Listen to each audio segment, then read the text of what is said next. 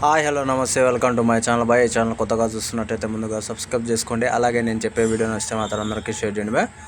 అయితే ఈరోజు మన టాపిక్ వచ్చేసి మన సలార్ సినిమాని మనకు జపాన్లో రిలీజ్ చేయడం అయితే జరుగుతుంది భయ్య. నిజానికి అందరికీ తెలుసు అసలు సలార్ సినిమా ఇక్కడ ఎలాంటి మాన్యూని క్రియేట్ చేసింది అని చెప్పేసి. యాక్చువల్గా అయితే ప్రభాస్ అన్న కెరియర్లో అంటే బిగ్గెస్ట్ హిట్ అని కాదు, కానీ అసలు 2 నిమిషాలు కేవలం సినిమా మొత్తం 2 నిమిషాల మాటలతో మొత్తం యాక్షన్ సీన్లతో ఫస్ట్ టైం చూడడం ఇలాంటి సినిమా. అసలు అంటే ప్రభాస్ అన్నదే కాదు, ఏ హీరోది కానీ 2 నిమిషాల మాటలతో మొత్తం సినిమా మొత్తం యాక్షన్తో అంటే హీరోకి సంబంధించి వాయిస్ లేకుండా ఇలా తీయడం అని చెప్పేసి సినిమాని అసలు ఎవరు ఊహించలేదు భయ్య.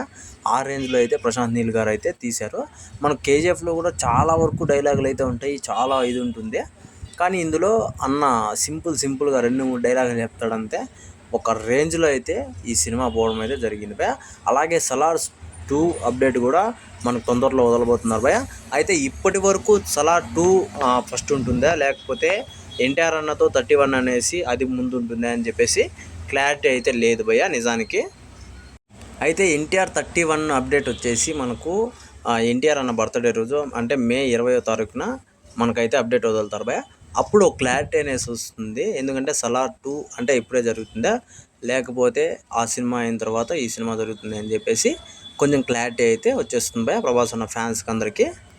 అయితే ఈ సినిమా సలార్ సినిమా ఇక్కడ ఎంత అంటే ఇలాంటి ఎంత ప్రేక్షకులను ఆదరించిందో జపాన్లో కూడా అంతే ఆడియన్స్ని ఆకర్షిస్తుందని చెప్పేసి చాలా సినీ వర్గాలు అయితే చెప్తున్నాయి భయ్య.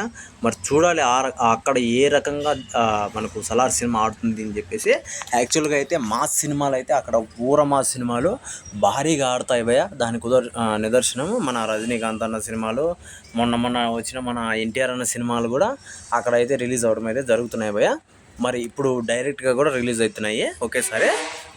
మరి చూడాలి జపాన్ ప్రేక్షకులకి ఈ సినిమా ఏ రకంగా నచ్చుతుందో అని చెప్పేసి. అయితే ఈ సినిమా మనకు జూలై 5వ తారీఖున అయితే రిలీజ్ అయిపోతున్నారు భయ్య.